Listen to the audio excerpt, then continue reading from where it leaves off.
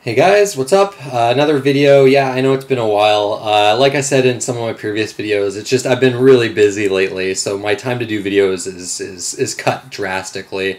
And this is going to be another games I've been playing recently video. I wanted to do like a couple reviews, but they just take so much time. I'll definitely plan my next video to be a review. It's just I've been playing a decent amount of games, and instead of doing a review for each of them, I might as well talk about all the games in this video, but I will, like with the next game I play, which is Project Octopath on the Switch. It's coming out soon. I'm going to plan to do an actual review of that game. Get back to my reviews. It's just, man, like the time for doing videos, it's just, I don't have it anymore. And it's just that time I could be using to, play some games, which I haven't been playing that many games. Like some of these games I'd finished like ages ago, actually. I'll start with a couple of pickups. I guess it's kind of like a pickups video as well. But I mentioned before I was trying to like build a kind of small PSP collection of games that aren't on the PlayStation Network. So I found two more games I wanted to add.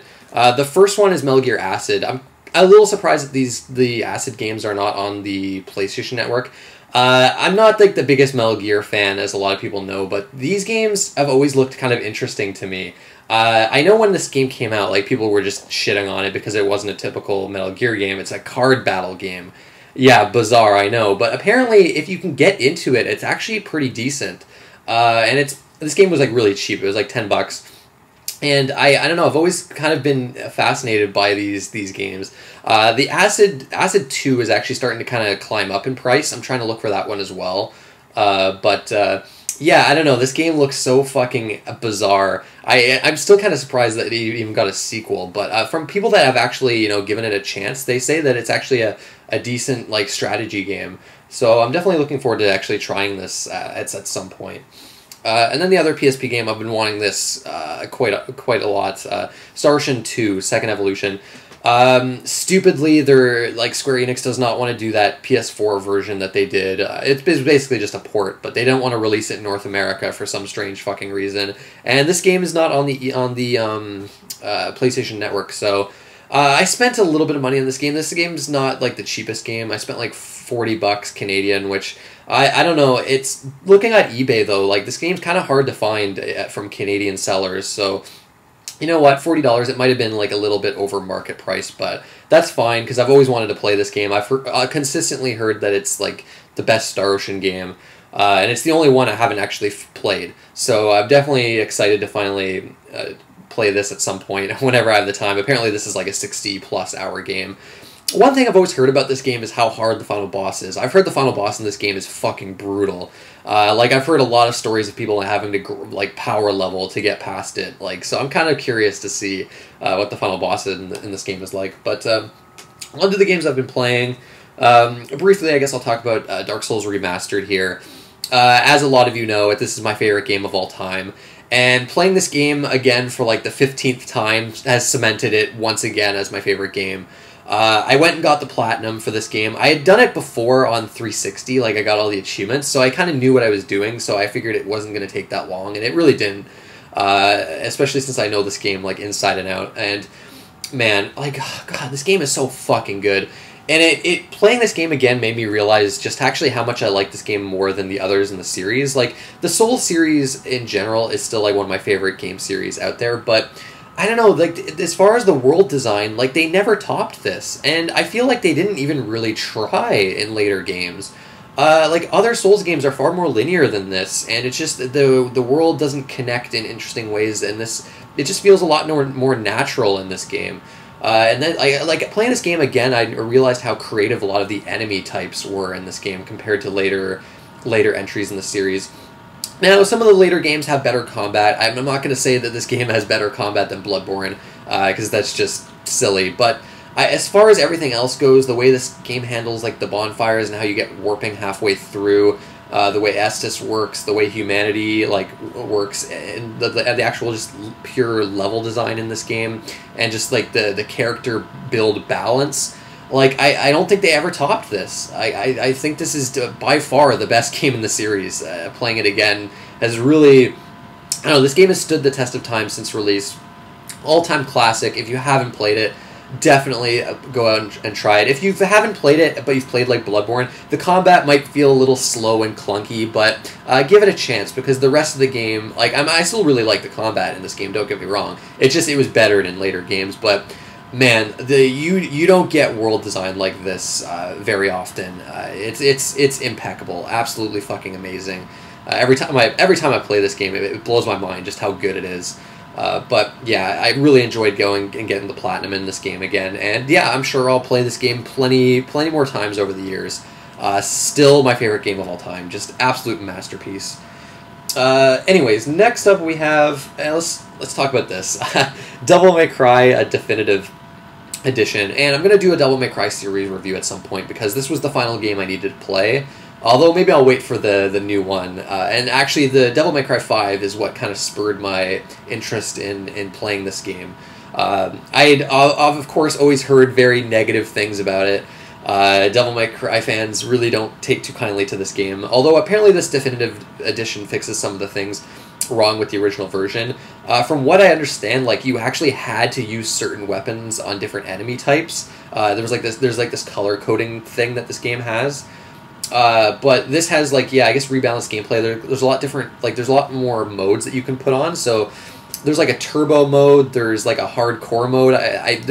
There's a bunch of costumes that you can wear. You don't actually have to wear the stupid main costume that Dante has in the beginning of the original game. Yeah, there's a Bloody Palace mode in this version of the game.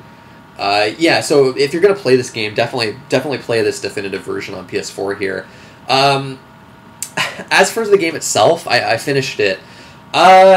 It's not that bad. I mean, it's certainly not up to the level of like Devil May Cry 1 and 3 and 4. It's better than the second game, I'll give it that. I think the main problem with this game, as a lot of people have said, is it just doesn't feel like Devil May Cry as far as like the story and tone goes.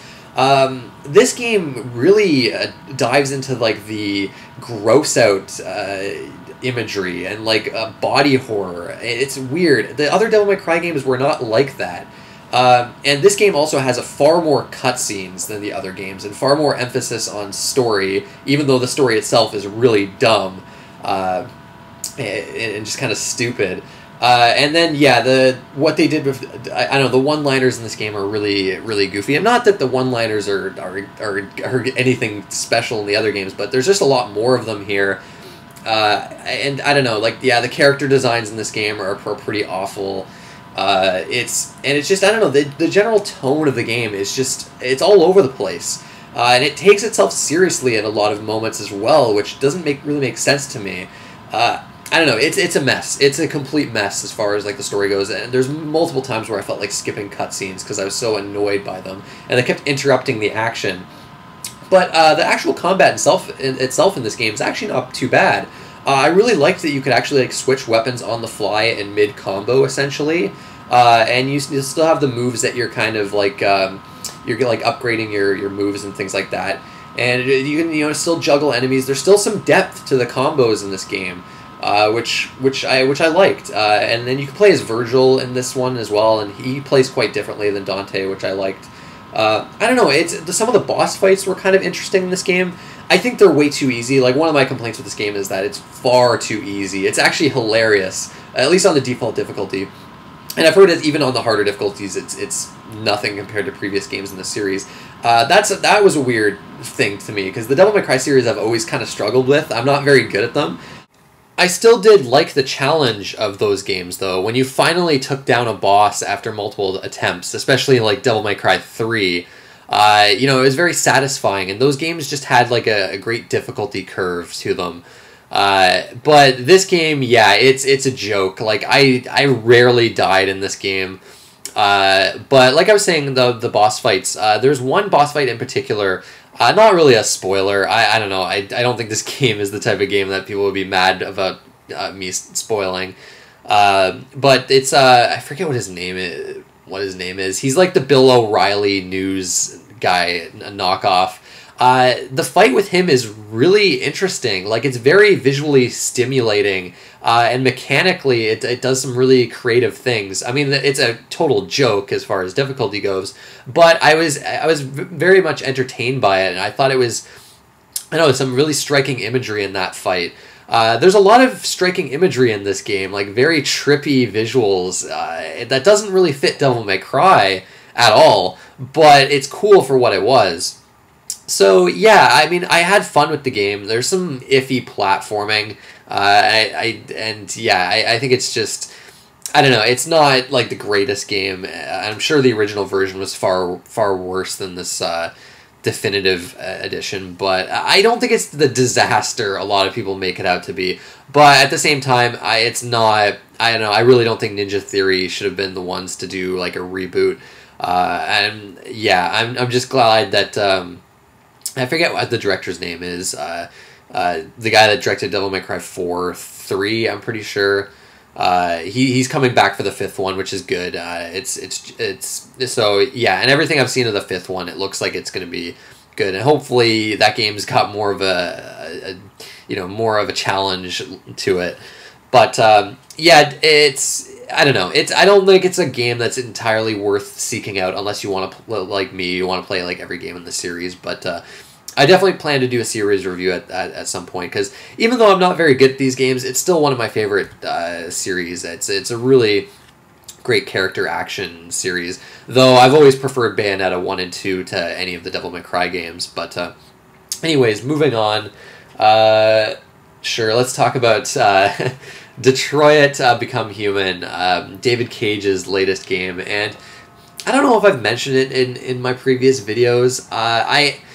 I don't know. David Cage gets a lot of shit, and deservedly so. He's not a good writer. A lot of people call him a hack, and yeah, they'd be right. It's kind of baffling to me that his games always get actually like really like they get a lot of praise. And I will say, Indigo Prophecy was really unique at the time. Like that kind of narrative game was different. You didn't see a lot of games like that back when that game came out. Heavy Rain also was actually like at that time you didn't see a lot of games where you were making a lot of choices to kind of affect the story. Although ultimately, Heavy Rain, your choices were pretty meaningless in the long run, and there weren't that many outcomes with that game. And that game's got a lot of problems. I kind of like Heavy Rain. It's entertaining, and I like murder mysteries so much that it was kind of up my alley as far as like its setting and story went. But it was just filled with plot holes, unlikable characters. It's a lot of like really awkward moments, like really poor voice acting and dialogue. Like the dialogue was horrendous in that game. And yeah, it had that illusion of choice that really kind of bothered me. But it was entertaining, especially when you tried to fuck up certain things in Heavy Rain. And there was a lot of humor to that game too, that unintentional humor that I kind of thought was enjoyable. Like Heavy Rain's not a good game, but I at least was entertained by it. I especially love the grocery store chase sequence. If you purposely fuck up every single QuickTime event, it becomes like a slapstick comedy. It's absolutely fucking hilarious. And Detroit has moments like that too. But Indigo Prophecy, I actually never really played all that much. I've watched a Let's Play of it though, and that game, it's insane. That game, like how off the rails it goes towards the end, which is a shame because I think that game's got an extremely strong opening. And then Omnicron, I've never played. That game looks like old school adventure game garbage with like really obtuse puzzles and just a horrible story from what I've seen. That game I'm never touching. But Beyond Two Souls. Let's talk about Beyond Two Souls a little bit here. No hyperbole, probably one of the worst games I've ever played. Like, Beyond Two Souls is hot trash. No redeeming qualities whatsoever. Extremely unlikable characters. This narrative that, the broken up narrative, which was claimed to be like unique and ahead of its time, that completely made no sense for the story he was trying to tell. Typical horrendous David Cage dialogue. You had this really, really stupid supernatural storyline. So many plot holes and just odd character moments. It was really boring. That was one of the worst things about it. It was extremely dull from start to finish. It was way too long. The entire like desert section of that game was insultingly stupid. It just, oh my god, like it was fucking terrible. I hated every second of it. It was one of the worst gaming experiences. I played that game with my brother, like watching the entire time, kind of swiping the controller, and we still there was no enjoyment to be found. Like Heavy Rain was at least entertaining, but Beyond Two Souls was just fucking garbage. So of course I was hesitant for Detroit Become Human. I'll say this right now: this is David Cage's best game. That said, it's not great. It's not a good game. It's not something I can really recommend, especially at full price. Okay, so the dialogue. Okay, it's weird because this game you've got like 3 different main characters, and they basically the storylines kind of intersect at different points, and choices you make will affect certain things later in these character storylines. And as far as choices go, this is definitely, I feel like David Cage finally somewhat achieved his vision here, where your choices will affect different parts of the game. Every time you go through like a little story section, you see this flow chart with the choices that you've made and how they could kind of branch off. And it's really cool kind of following this flow chart along and seeing how the story can change, and kind of looking up on YouTube afterwards like the different variations. Far more effective than his previous games. Ultimately, it doesn't really change much. Towards the end of the game, there's like certain ways the story will play out. There's not that many outcomes, really. It's just like these little minor variations that can happen. But I do at least like that how you can get a main character killed off really early in this game by fucking up certain things.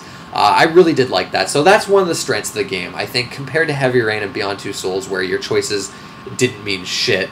There are some interesting variations here, and it's pretty cool seeing that flow chart and seeing people's choices at the end of every kind of story chapter. So this game is very inconsistent with its story and characters, its tone, and its message. David Cage has been really, I don't know, weird in interviews, where in some interviews he's been saying, oh, this game, there's no message here, I'm not trying to say anything, and then other interviews it's like, oh yeah, I'm there's parallels in this game to different things in real life, and like it's obviously like I think the biggest thing is obviously like race issues and racial inequality, kind of being compared with like the androids in this game and how they want equal rights and things like that. There's a video on YouTube by a guy, Mother's Basement. He did a video talking about like the kind of this game's allegory and how fucking like horrible it is. It's a really good video. I recommend people watch it. I don't know, his channel is weird. Every time he does a video game related video, I like really enjoy it. Like he's really good at doing video game related videos, but like 95% of his channel is anime videos, which I have no interest in whatsoever, which kind of sucks. But every now and then he puts out a video like the one on Beyond.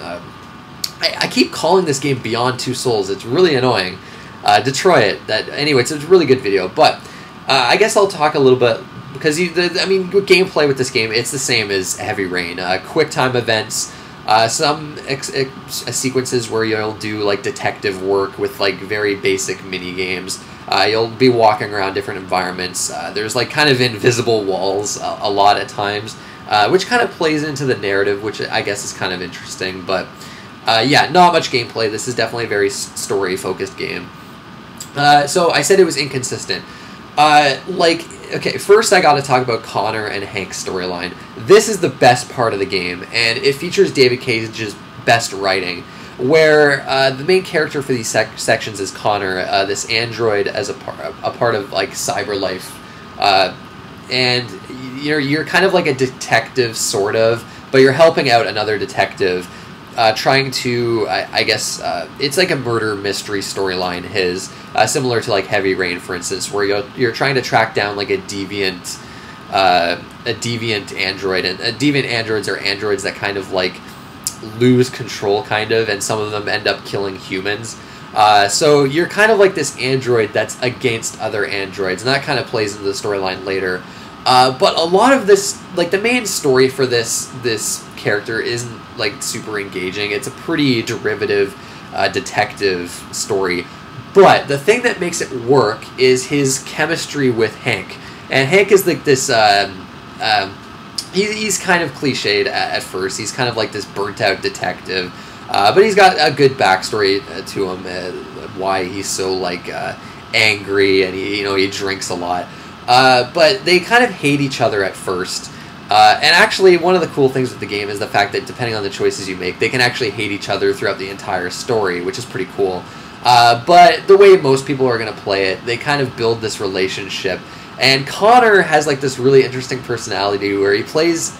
the voice actor does an amazing job, but he's very straight-laced, and the way he reacts to certain situations is really robotic, because he's an android. And the way that plays off of Hank's personality is really well done.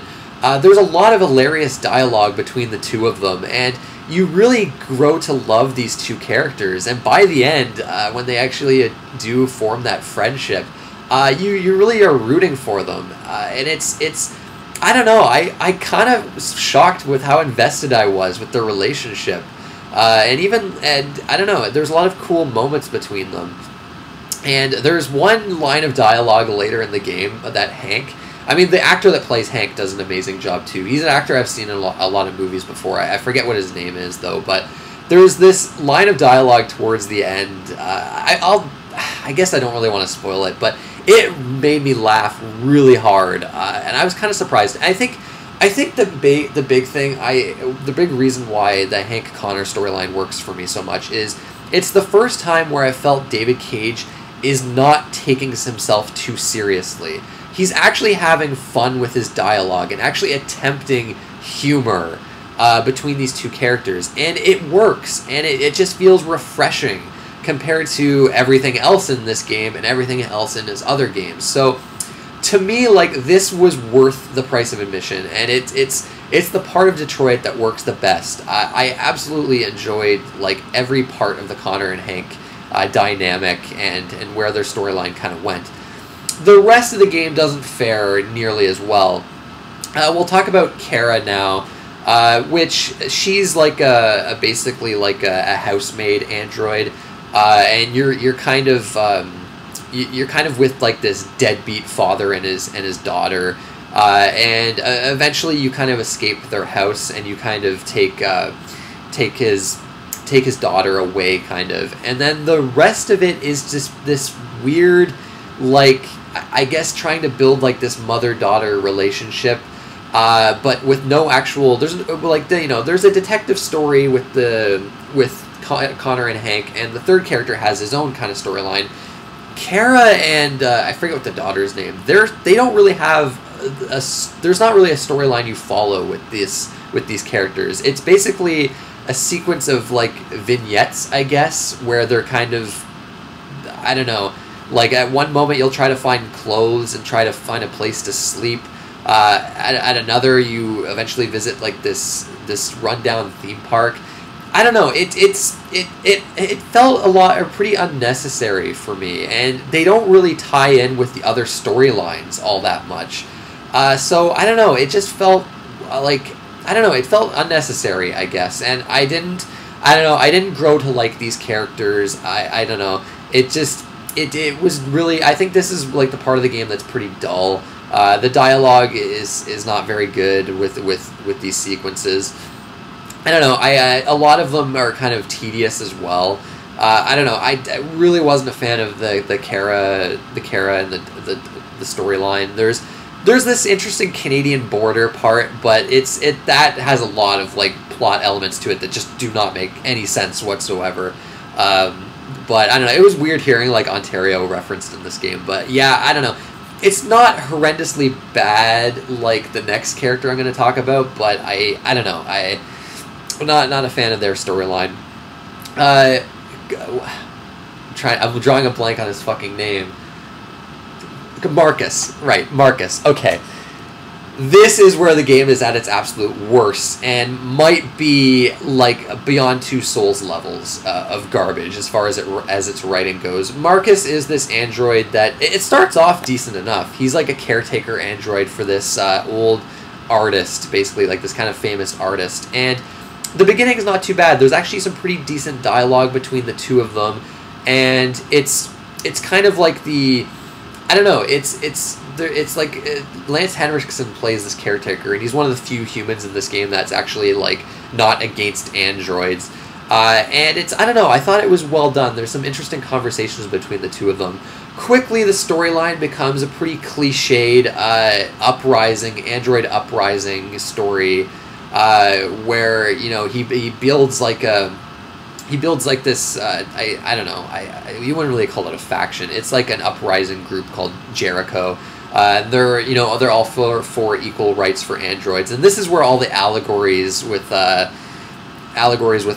race in real life come up. And this is going to take too long to explain. You could really go in depth with this, and again, Mother's Basement, his video talks about this a lot, but it's really lazy, and it doesn't make sense in a lot of ways, and it's just the dialogue is super over the top in these sequences, and there's a lot of plot elements in Marcus's storyline that actually pissed me off with how horrendous they were. I don't really want to spoil it, but there's the way that humans eventually come around on androids. The way that happens is so fucking insulting. It really drove me insane. And honestly, Marcus as a character, I think, is just he's extremely unlikable, actually. To the point where when I was playing this game with my roommate and my brother, we wanted him to die. We were actually trying to purposely kill him because he was so irritating. Just nothing about his storyline works. The way it ends is it's just stupid. Yeah, I hated every second of his storyline. I just wanted to get back to the good stuff, like the Connor and Hank stuff. So yeah, overall, it's very inconsistent, and it just, I don't know. It's got all of David Cage's typical writing problems. I could recommend it at like $20 just simply for the Connor and Hank stuff, but man, the Marcus storyline is just abysmal. So yeah, overall, Detroit, it's his best game, I guess. It's just still nothing special, and certainly not worth it at full price. And if you hated his games before, then yeah, I definitely would not recommend it. But that was kind of a review. I just reviewed that game essentially.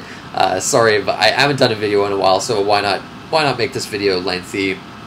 But last game here, Super Mario Galaxy 2. I played and finished Mario Galaxy 1 for the first time not too long ago. Well, it's not. I guess it wasn't for the first time, but it had been a long time. This game I'd never finished, and I'm still kind of playing through this game. I'm at the last world now. I'm trying to get all the stars. I'm going to see if I can do it this time around. Fantastic. This game, fan-fucking-tastic. Better than the first one. I've seen a lot of people that say they're kind of mixed as to if they prefer the first one or the second one. To me, this one completely demolishes the first one, and the first one was already an amazing game. You'd think that this game would feel lazy compared to the first, because it's a direct sequel that came out not long after, but I find that this game is more consistently creative with its level design. It's far less frustrating, too. The game still has a weakness, and that's the motion controls. I really don't like flicking the Wiimote to shake, or shaking the remote to attack enemies, and pointing to gather the star bits. It just hurts my wrist after a while, and it's just annoying. It's just not fun. But other than that, the game is just phenomenal. There's so many times where I'm playing this game where I'm just like, wow, that's fucking cool. I've never seen that before.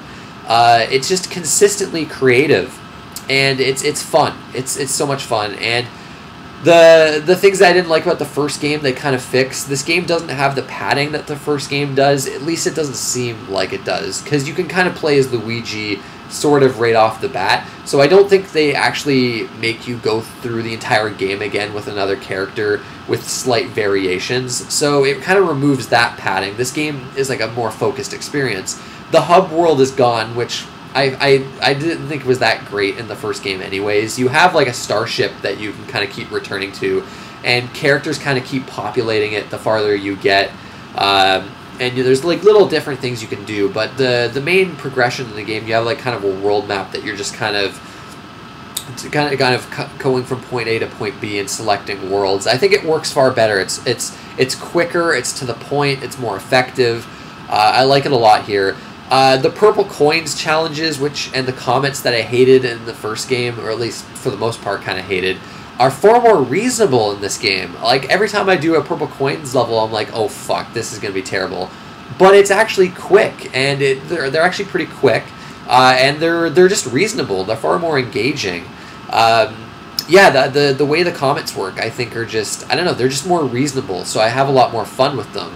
Yeah, the game still looks pretty good. The game sounds great, but yeah, no, I'm very impressed with the Galaxy 2. Like, honestly, to the point where unless it completely falls apart, probably my favorite 3D Mario game. Really, really good. If you haven't played this, oh man, definitely play it. Really, the motion controls are the only thing holding it back, and it's a substantial improvement over the first one. And yeah, I'm gonna try to 100% it. I'm gonna see if I can do it. I don't know, apparently this game gets really fucking hard with some of the later stars, so I guess we'll have to wait and see, but for now, though, absolutely fucking loving this game. And it's just what I need at the moment. I feel like I just need like a nice, fun platformer right now, but anyways, that's all I've been playing. Octopath Traveler is next. I'll promise I'll try to have a review of that for you guys. I don't know, it's weird though, that game. There's multiple characters, right? I'm probably only going to finish it with one, but it seems like that game would be like 200 hours if you wanted to actually play with every character, but I'm very, very much excited for that game. It looks right up my alley. What have you guys been playing? What are you guys looking forward to? Thanks for watching, and I'll see you next time.